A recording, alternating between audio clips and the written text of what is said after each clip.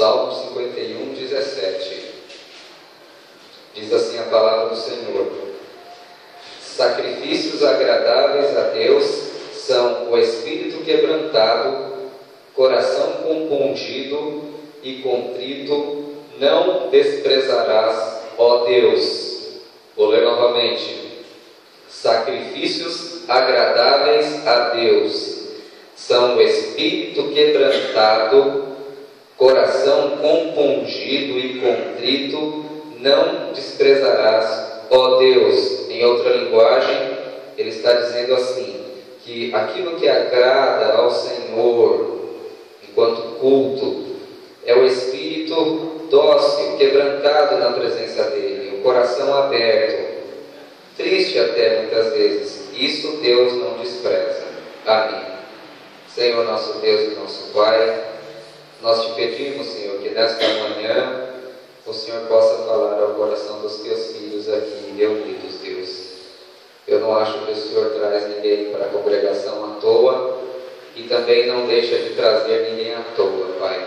Mas o Senhor sempre tem algo para as nossas vidas, alguma palavra de esperança, alguma palavra de bondade, de edificação para trazer às nossas vidas, Senhor. Por isso nós te somos gratos, nós te agradecemos, em nome de Jesus, para a glória do teu santo nome. Amém. Amém. Nós vamos mexer bastante na Bíblia hoje, então eu pedi, você pode sentar do lado dela, para você ir compartilhando com ela as passagens da Bíblia. Nós vamos passear um pouco na Bíblia hoje, então vai ser interessante, porque o meu desejo hoje é que a palavra fale mais do que eu mesmo falando, né? Nesse Salmo 51 é um chamado Salmo de penitencial. Davi está se penitenciando. Por quê? Porque ele tinha pecado contra Deus. Ele já tinha adulterado com Batseba e ele já tinha mandado matar o inimigo Urias. Ou melhor, ele gerou uma situação em que o marido verdadeiro dela fosse morto. E aí vocês conhecem a história, todas as consequências que Davi sofreu por conta disso, mas ele foi perdoado porque se arrependeu. E aí nós temos esse Salmo 51. No Salmo 51, se você for acompanhar diversas passagens, ele vai demonstrando essa realidade da dor no coração de Davi. Por exemplo, 51, versículo 1 diz assim: compadece-te de mim, ó Deus, segundo a tua benignidade, segundo a multidão das tuas misericórdias, apaga as minhas transgressões. No 2, lava-me completamente da minha iniquidade, purifica-me do meu pecado. E o 3, pois eu conheço as minhas transgressões, e o meu pecado está sempre diante de mim. 4, pequei contra ti somente, e fiz o que era mal perante os teus olhos, de maneira que serás tido por justo no teu falar, e puro no teu julgar. Então você percebe que Davi, ele reconhece o pecado dele, aquilo que ele fez. Eu pequei contra o Senhor, contra ti somente pequei. Na verdade é até uma forma exagerada de falar, porque ele pecou contra Urias, pecou contra Batseba, pecou contra o povo de Israel, pecou contra famílias inúmeras. Mas ele reconhece que a profundidade do seu erro e do seu pecado atinge principalmente o coração de Deus.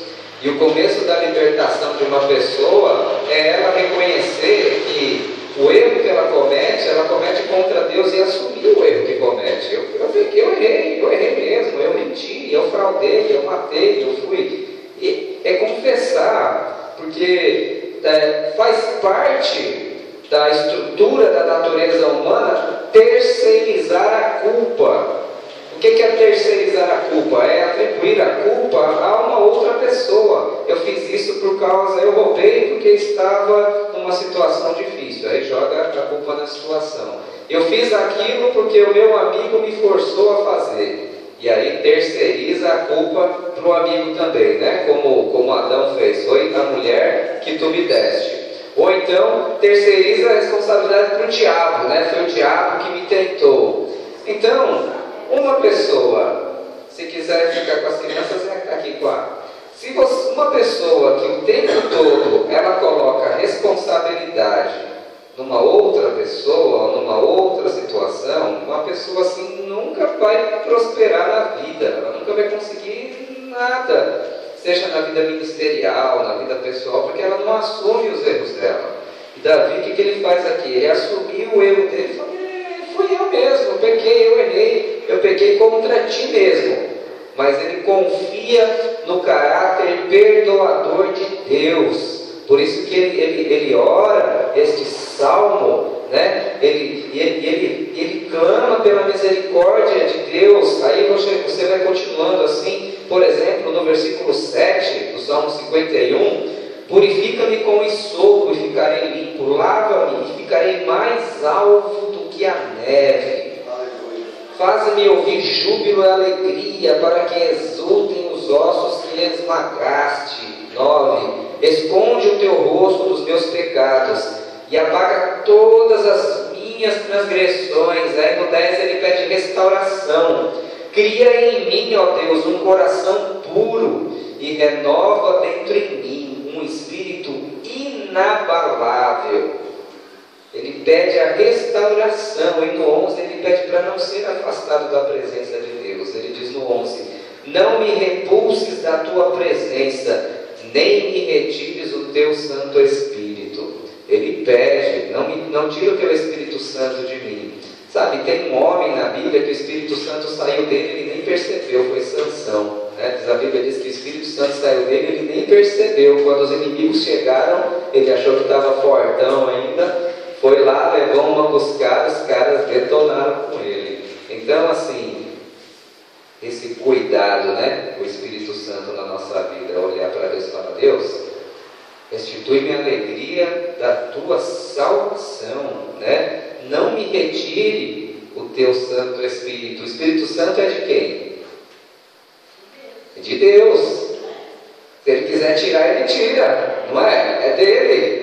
Ele sela e ele tira, se ele quiser. Então, Davi ele ora: não retira de mim o teu Santo Espírito. A coisa mais importante na igreja é saber, é procurar sempre exortar os crentes a perceberem na sua própria vida se o Espírito Santo está nelas. Você tem que ter essa convicção. O Binho leu sexta-feira aqui o fruto do Espírito, né? O fruto do Espírito: alegria, paz, amor, bondade, lá de Gálatas 5. E você tem que fazer um autoexame sempre da sua vida para saber se o Espírito Santo está lá ainda. E no dia que você tiver dúvida que o Espírito Santo está lá, você cai de joelho, ora, faz jejum e clama, fala: Senhor, eu não... Está aqui ainda, meu filho. Né? Esse clamor que a gente faz diante do Senhor, principalmente se nós pecarmos como Davi pecou. Então, a gente tem que estar sempre atento a essa questão. Se você não tiver o Espírito Santo, em Romanos 8, Paulo diz que você não pertence a Deus.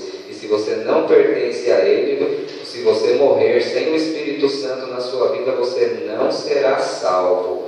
Não importa se você é um bom cidadão, cumpridor dos seus deveres, não roubo, não fumo, não mato, mas se você não tiver o Espírito Santo de Deus selando a sua vida, Paulo diz que o tal não pertence a Cristo.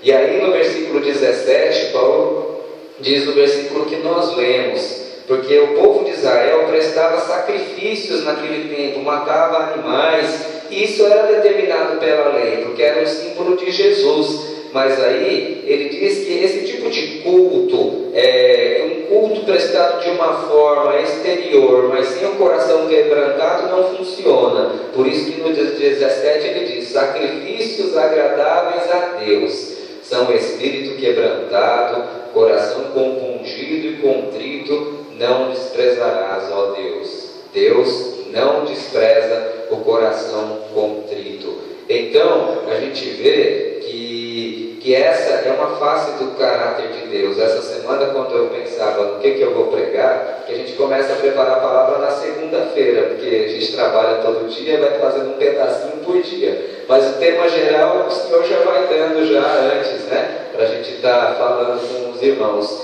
E é como se Deus falasse para mim: diga para a igreja que eu sou bom. Diga para a congregação que eu sou bom. Era esse o sentimento que eu tinha da parte do Senhor. Diga para a igreja que eu sou um Deus bom. Que eu sou um Deus bom. Porque às vezes as dificuldades da vida fazem a gente achar que Deus não é tão bom assim. Mas diga para a congregação que eu sou um Deus bom e um Deus misericordioso. Diga isso para a igreja. Nesse domingo eles precisam ouvir que eu sou bom. E a bondade de Deus aqui foi tão grande que causa até raiva, né, para algumas pessoas. Porque o Davi matou e adulterou e Deus ainda, por causa do arrependimento de Davi, Deus ainda o perdoou, porque Deus é bom. Deus é bom. Eu falava de Deus com o meu chefe essa semana e ele dizia de um amigo dele que era do movimento, se converteu dentro da cadeia, virou pastor na cadeia e foi pregar para ele. Ele falou: pô, esse cara que estava preso, o cara quer me ensinar, e eu que sou um homem universitário, nível de mestrado, um cara inteligentíssimo, ele falou: esse vem ensinar a mim? Então a bondade de Deus causa raiva, muitas vezes, né? As pessoas se esquecem que o primeiro que entrou no céu, junto com Jesus, era um ladrão, arrependido na cruz, né? Quantos crimes será que aquele homem tinha cometido? E Jesus olhou para ele, por conta do arrependimento dele, e falou: hoje mesmo estarás comigo no paraíso. Agora, se aquele ladrão descesse da cruz, será que aqueles fariseus, doutores da lei, teriam se deixado ensinar por ele? Talvez não. Tu és um ladrão aí, agora está querendo falar das coisas de Deus com a gente. Então Deus é tão bom que causa até raiva, que a gente quer ser justo, né? A gente quer olho por olho, dente por dente, né? Como Davi falou lá para o profeta Natan: tal homem não merece viver. Natan falou: tu és esse homem. Porque a gente é assim. Mas Deus é tão bom que dá até raiva. Deus é bom. É possível Deus perdoar, não importa o pecado que o homem cometeu, é possível. Porque Deus é um Deus bom, é um Deus de graça, é de misericórdia.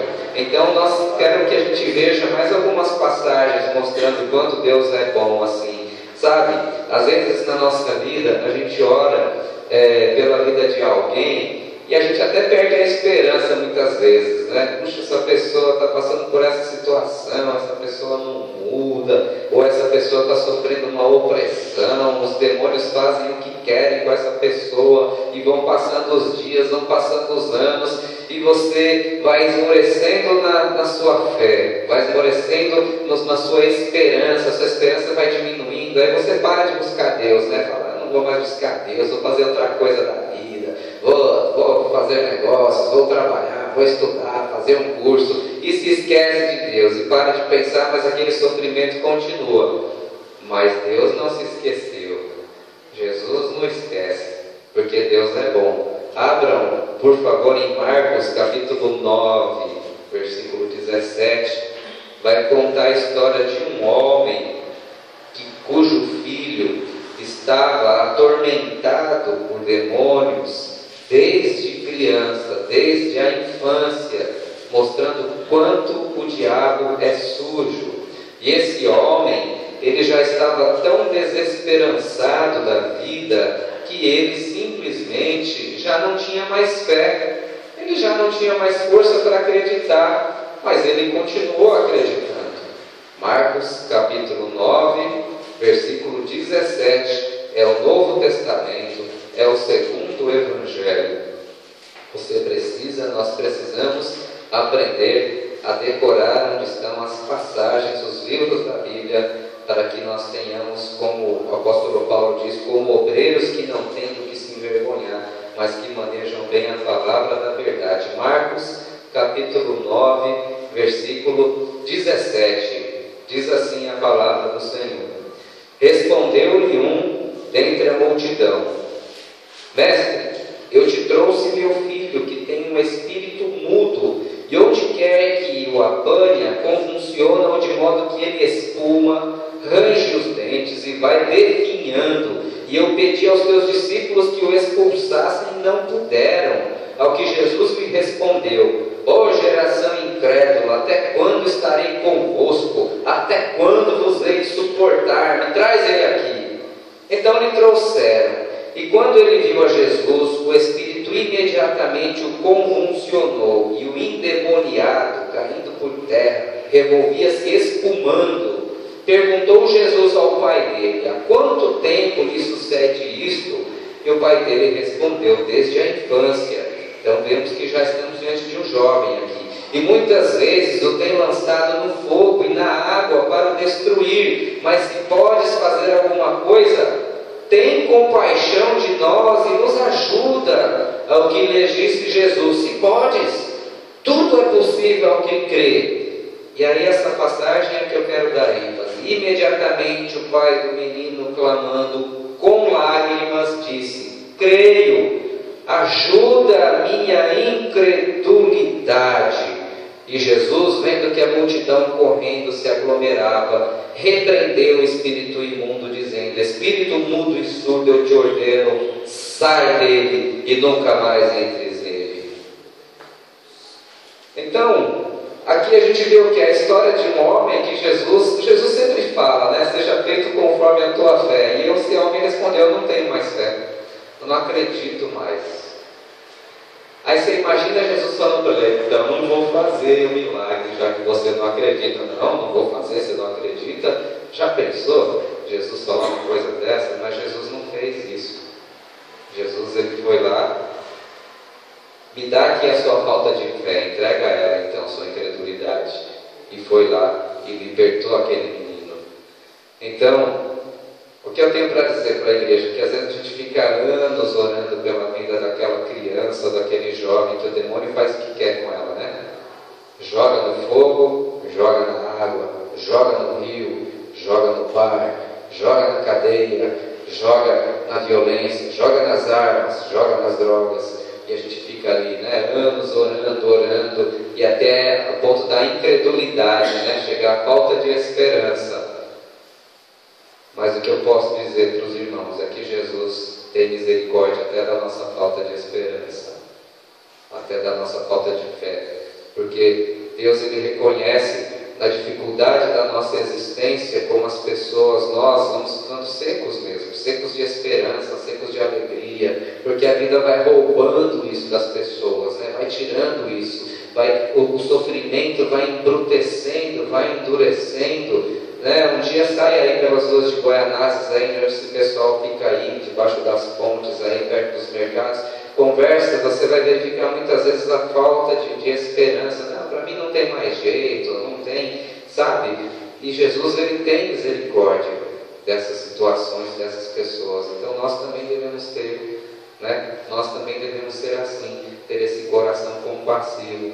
Então, não importa se a sua fé chegar ao nível da desesperança, o Senhor tem misericórdia de ti, o Senhor se compadece de ti. E aí você coloca diante do Senhor a sua incredulidade, falando: eu não acredito mais, Senhor, me ajuda na minha incredulidade.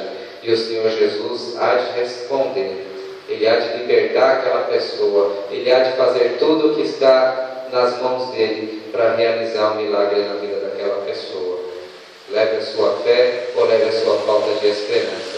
De qualquer modo, não deixe de acreditar nessa misericórdia e nesse caráter bondoso de Deus. Há um outro exemplo também, você pode voltar a sua Bíblia em Marcos, capítulo 1, versículo 38. Imagine agora se fosse um sofrimento pessoal seu, um sofrimento seu, você fosse uma pessoa discriminada, onde você fosse, as pessoas iam sair correndo de você, iam apontar o dedo para você e falar: sai de perto desse homem, que esse homem é um leproso, é uma leprosa. Ou então, se você fosse um negro nos Estados Unidos, na metade do século XX passado, quando você entrava num banheiro, os brancos todos saíam. Quando você sentava no ônibus, todo mundo saía de perto, ou então chegava um branco, mandava você se levantar ou até sair do ônibus. Imagina uma situação de sofrimento dessa. Essa aqui é a história de um leproso. O leproso, ele era extremamente discriminado. Quando ele passava na rua, as pessoas tinham que gritar leproso, leproso, e apontando, e todo mundo tinha que sair correndo, e ele mesmo tinha que falar leproso, leproso, para as pessoas saírem correndo dele. Então era uma doença muito complicada naquela época. E Marcos 1,38 diz assim: respondeu-lhes Jesus, versículo 38, vamos a outras partes, as povoações vizinhas, para que eu pregue ali também, pois é para isso que eu vim. Foi então por toda a Galiléia, pregando nas sinagogas deles e expulsando os demônios. E veio a ele um leproso, que de joelhos lhe rogava, dizendo: se quiseres, bem pode tornar-me limpo. E olha que bonito isso no 41, é a ênfase que eu quero dar. Jesus, pois, profundamente compadecido dele, estendendo a mão, tocou e disse-lhe: quero ser limpo. Não sei como diz a sua versão, a minha diz profundamente compadecido. O que é compadecido? Compadecido é assim, uma pessoa como que coloca o coração no sofrimento da outra pessoa. Então Jesus, ele não é simplesmente alguém que dá esmolas, né? Alguém que chega, eu tenho pena dessa pessoa, né? Daí sai logo da minha frente, né? Não é assim. Jesus, ele é profundamente compadecido. Aquele leproso, ele chegou para Jesus: se o Senhor quiser, o Senhor pode.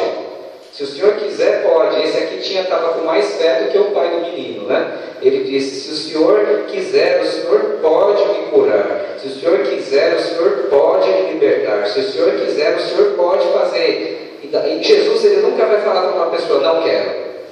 Senhor Jesus, se o Senhor quiser, o Senhor pode me libertar dos meus vícios. Não, não quero, não quero.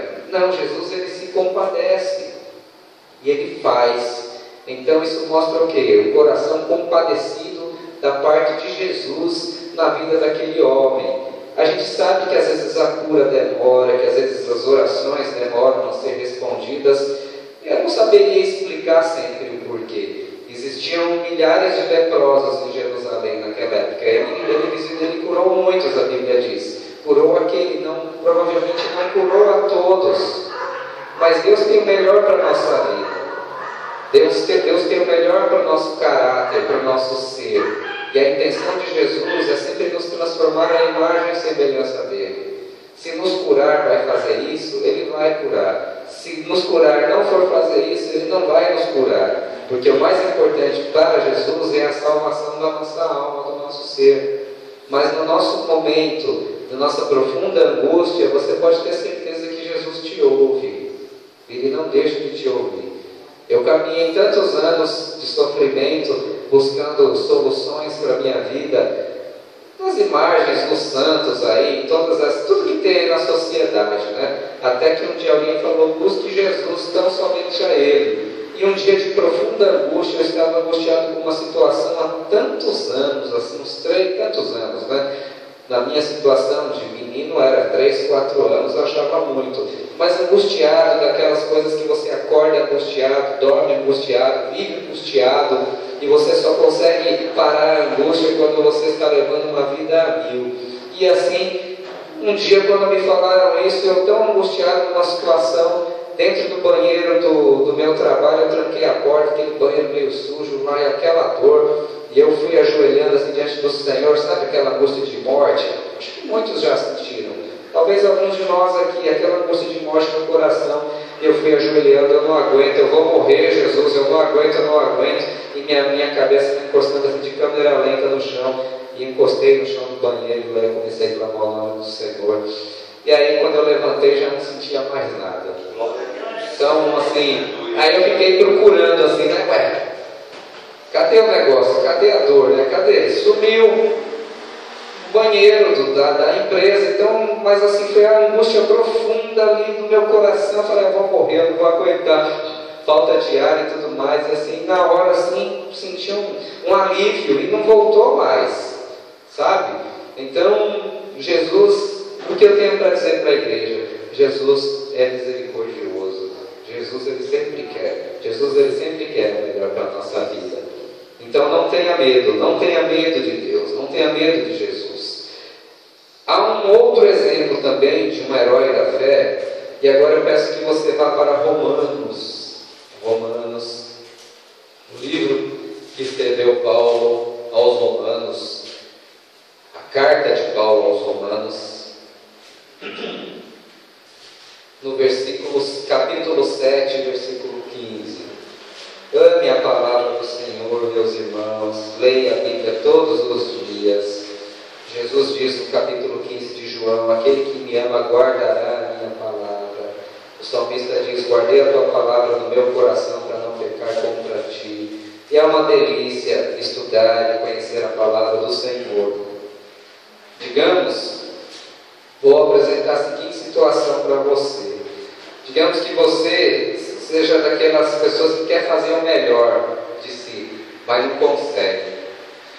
Você fala assim: eu quero me libertar de determinado vício, de determinado aspecto do meu caráter, mas você tenta de todo o teu coração e não consegue. Você tenta e às vezes você tem vitória por 1, 2 meses e você cai. Aí você tem vitória mais 3 meses e aí você cai. E assim você vai, e aquilo te causa maior angústia, te causa maior tristeza, e você começa a pensar: eu sou desqualificado, eu sou um traste, eu não consigo. Nós somos mesmo diante de Deus, nós somos desqualificados. Mas que bonito saber que essa experiência que você vive, se você é uma pessoa sincera, que busca mesmo viver a palavra do Senhor com seriedade, com vontade, ainda nas suas fraquezas, saiba que você não está sozinho, porque é Paulo que escreve isso, capítulo 7, versículo 15, ele diz assim: porque nem mesmo compreendo o meu modo de agir, pois não faço o que prefiro, e sim o que eu detesto. Ora, se faço o que eu não quero, eu consinto que a lei que é boa. Nesse caso, quem faz isso já não sou eu, mas o pecado que habita em mim. Olha o reconhecimento que ele tem da situação pecaminosa dele, ele, o apóstolo Paulo. 18. Porque eu sei que em mim, isto é, na minha carne, não habita bem nenhum, pois o querer o bem está em mim, não porém o efetuá-lo. 19. Porque não faço o bem que prefiro, mas o mal que não quero, esse faço. Mas se faço o que não quero, já não sou eu quem faz, e sim o pecado que habita em mim. Então, ao querer fazer o bem, encontro a lei de que o mal reside em mim.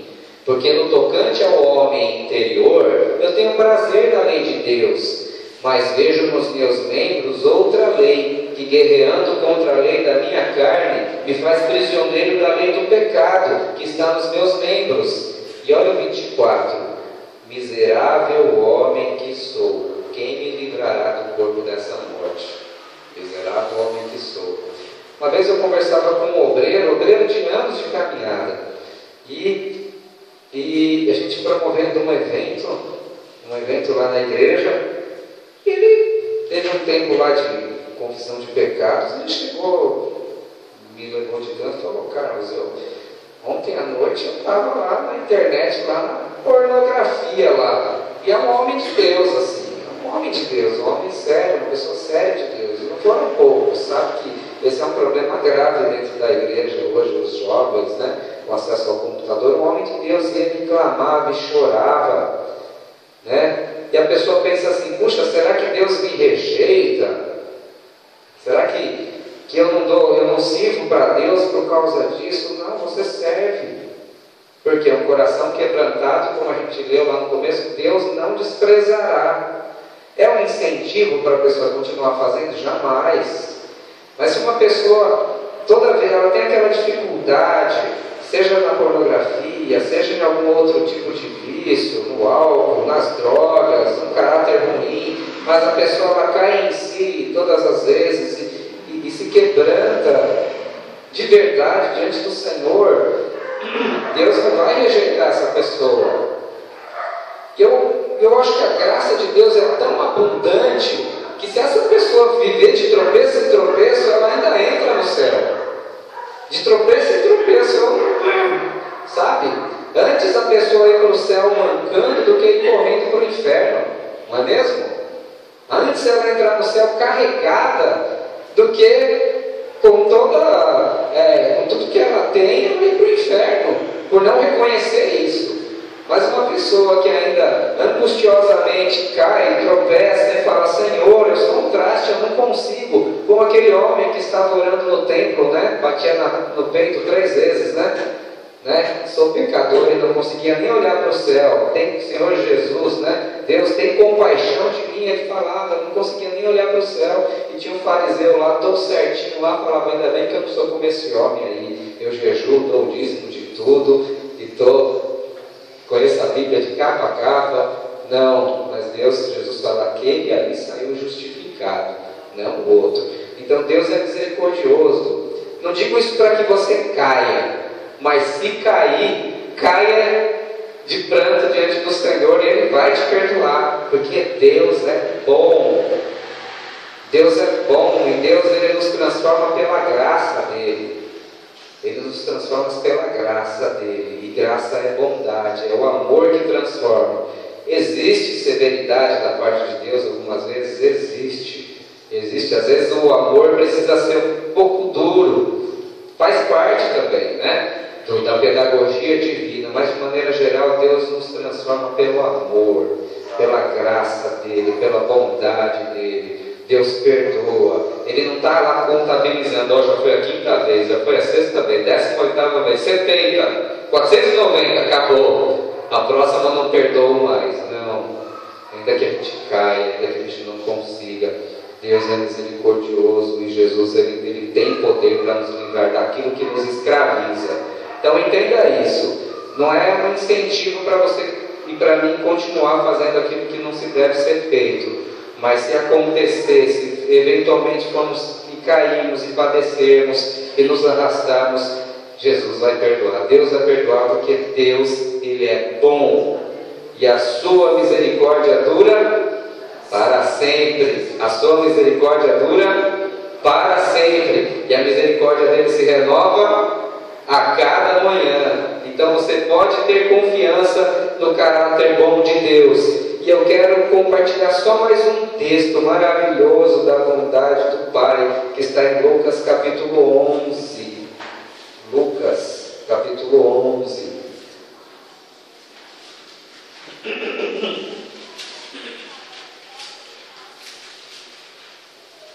Perdão, capítulo 15, queridos, me perdoem, capítulo 15.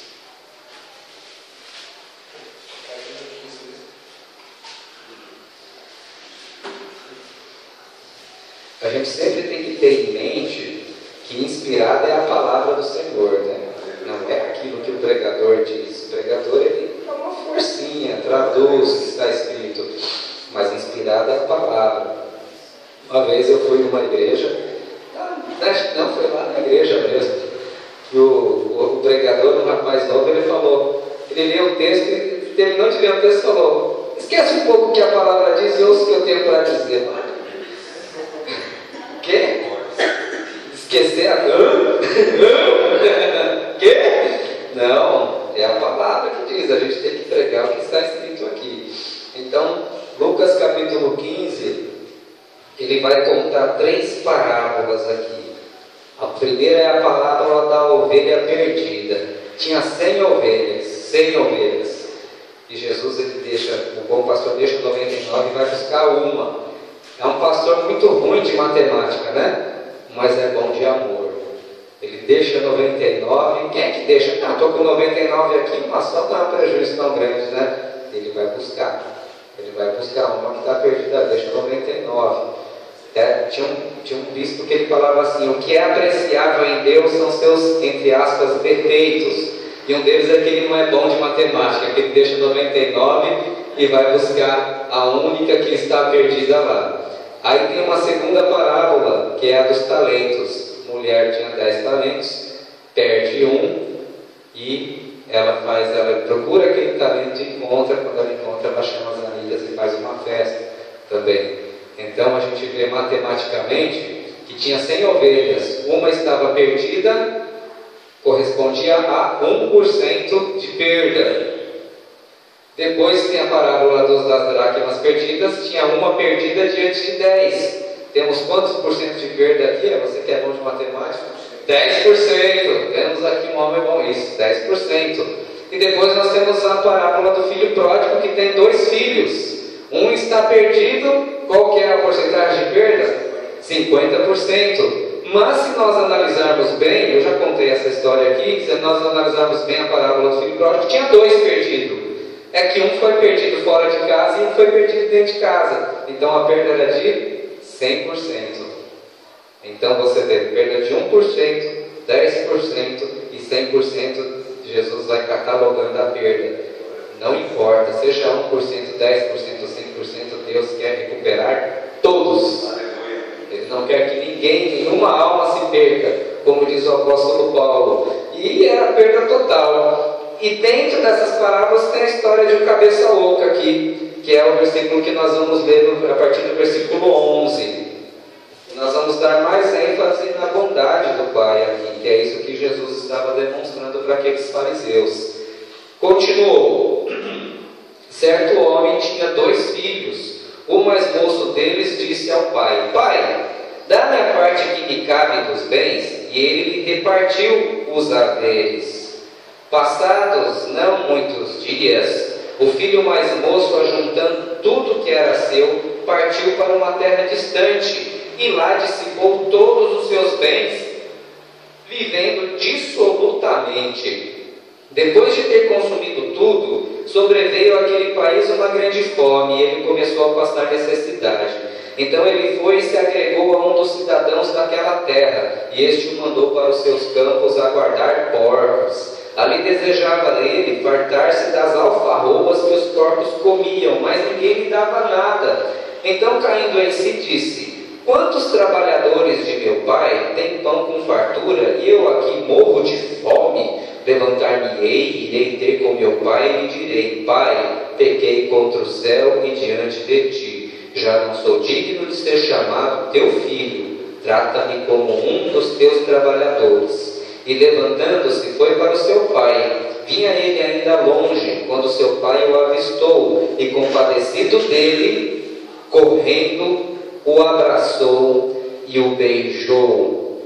E o filho lhe disse: Pai, pequei contra o céu e diante de ti. Já não sou digno de ser chamado teu filho.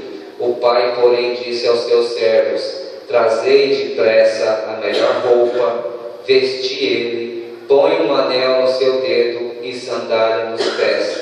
Trazei também e matai um novilho cevado, comamos e nos alegremos. Amém. Então, veja aqui a história. O filho mais novo, ele pediu a antecipação, em direito que eu te falei, a antecipação da legítima, né? Então, chegaria é como se o Isaac chegasse para o seu Aloysio e falasse: Pai, seu Aloysio, homem de muitas posses, pai, antecipa a minha herança, por favor. Quando um filho ele faz uma coisa dessa, a gente já falou sobre isso, se eu pedir antecipação, imagina a sua filha chegar: Mãe, quando a senhora morrer, metade é para mim, metade para o meu irmão. Já não dá para adiantar a minha parte agora? Imagina, o que você faria? A Beth, né, na orelha, esse cabeção. Então, quando você pede a antecipação da herança para um pai, é como se você tivesse desejado que ele morresse logo. Morre logo aí, velho, eu quero a minha herança. Então, ele cometeu esse crime, esse filho mais novo. Ele pede a antecipação da herança porque ele quer que o pai tivesse morto. Muitos de nós, muitas pessoas hoje vivem como se o pai estivesse morto. Eles pedem a antecipação da herança. Eu quero tudo de bom e do melhor, mas vivem uma vida como se o pai estivesse morto. Não prestam nenhum tipo de contas para Deus, não seguem as recomendações dele, não vivem os mandamentos, mas querem o quê? Sempre a antecipação da herança. Então esse é o espírito daquele menino mais novo. E aquilo que ele fez, na verdade, assim, é um sinal de vergonha para a própria vida dele. Quando ele pede a antecipação da herança, pensa: o outro filho é bonzinho. Não, porque se você olhar no texto, vai dizer que que o pai repartiu para os dois a herança. E o filho mais velho, ele se calou. Ele ficou quieto, ele não falou nada. E ele repartiu para os dois. E o filho mais velho recebe o dobro naquela época, porque é o primogênito. Receberia o dobro se está na lei. Então ele recebeu 2 vezes mais e ainda ficou na casa do pai. Ficou de boa, não falou nada. E o moleque saiu. Mas veja o tamanho do crime. Pedir antecipação de herança. E aquele menino, ele se torna mal falado no bairro. Porque todo mundo sabe, uma pessoa que faz, digamos que um filho causa um tremendo mal por um pai. Os próprios vizinhos não vão mais gostar daquele filho. Digamos que tivesse um filho, o seu Luiz, ele foi lá, desrespeitasse o senhor na frente de todo mundo, a ponto das pessoas terem que te defender. Então era essa a situação. E ele foi lá e gastou tudo e viveu do jeito que ele queria. Depois ele passou por necessidade, pensou, raciocinou, falou, não, eu vou contar essa história aqui para o meu pai, falar que eu estou arrependido. Talvez ele tenha se arrependido depois. Mas o fato é que ele planeja, né? Ele planeja, vou falar isso, e fala para ele me tratar como um empregado. Muito bem. Aí ele vai até o pai dele. A Bíblia diz que quando o pai dele o vê de longe, o que o pai dele faz? O pai dele ele sai correndo. Primeira coisa, os homens eles usavam aquelas túnicas, né? O homem do Oriente Médio até alguns usam, que é tipo uma saia. Então você imagina, o velho para correr teve que levantar a saia, provavelmente, e sair com as canelinhas de fora correndo. Segundo lugar, ele precisa ir até o filho, porque se o filho entrar no bairro é capaz dele ser linchado. Então ele tem que ir em socorro ao filho, né? Segundo aspecto. E o terceiro aspecto a gente leu aqui, quando ele viu, o agarrou, o abraçou e o beijou. Então, você percebe que aquele filho pródigo, esse menino, ele é uma imagem de todos nós. É uma imagem de todos nós que em algum momento da nossa vida a gente quis viver antecipando a herança e vivendo como se Deus não existisse no mundo. Mas o que é que o pai aqui que representa Deus faz? Ele vai até o filho. Primeira coisa, eu nem sei o grau de arrependimento daquele menino. Porque arrependimento mesmo é assim, é quando está tudo bem e o cara pensa assim, eu magoei meu pai. Digamos, isso eu acho que seria um arrependimento lindo. Não, deu certo aqui, onde foi a herança, o cara põe a mão na mão e fala, puxa vida, eu magoei meu pai, vou lá pedir perdão. Ele se arrependeu porque a casa caiu para ele, não é mesmo? Que ele estava detonado, literalmente comendo lama, ele estava literalmente na lama. Por isso que ele se arrepende, por isso que alguns só vêm assim, quando estão na lama, pela dor mesmo, né? Mas tudo bem, a maioria de nós é assim, mas sabe, até esse tipo de arrependimento parece tão fraco, né? Tão mesquinho, um arrependimento quase egoísta. Ele fez um plano, me trata como empregado, é melhor ser empregado na casa do pai do que viver junto com os porcos, né?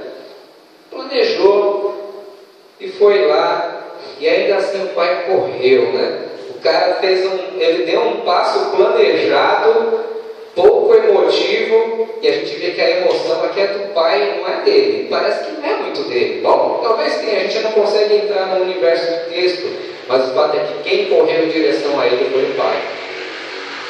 O pai pulou, agarrou ele no pescoço, o abraçou e o beijou. Primeira coisa que o pai faz, perdoou completamente.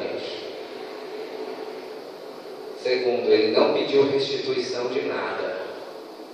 E em terceiro lugar, ele restituiu aquele jovem ao mesmo status que ele estava antes. Que ele pôs um anel no dedo, que é o anel de autoridade, anel da família, colocou sandálias nos pés, né? Conferiu a dignidade a ele e fez uma festa quando ele entrou dentro de casa. E essa é a misericórdia e a bondade do Pai para com cada um de nós. Essa é a bondade de Deus. Então, todos esses textos que nós vemos aqui é para dizer para você que Deus é bom. É para nós nos lembrarmos que Deus é bom, que Deus é misericordioso, que a compaixão e a bondade dele, a misericórdia dele dura para sempre. Ele é tão bom, é uma bondade que se permite ser abusada. É impressionante. Deus se permitiu ser abusado, porque na cruz ele foi escarnecido, cuspido, foi rejeitado, e até hoje isso acontece. E mesmo assim ele não se impõe. Mesmo assim, Deus aguarda pacientemente para que as pessoas se arrependam, tomem consciência, assumam o seu posicionamento enquanto filhos de Deus, mudando o seu comportamento na vida, se arrependendo, mudando. Ainda assim, Deus, a paciência dele é inesgotável, a bondade dele é sem fim, e a misericórdia de Deus dura para sempre. Então tenha isso sempre em mente. Se a graça de Deus não for capaz de mudar a nossa vida, nada mais é. Nada mais é. Se a bondade dele não for capaz de nos transformar, nada mais é. Por isso que eu acredito nessa graça, eu acredito nessa bondade. E assim nós também devemos ser na vida de todas as pessoas. Então, se você tem passado por uma situação muito difícil na vida, não perca a esperança e a fé nesse Deus bondoso. Em segundo lugar, faça todo o esforço possível para eliminar tudo aquilo que na sua vida você sabe que não agrada a Deus.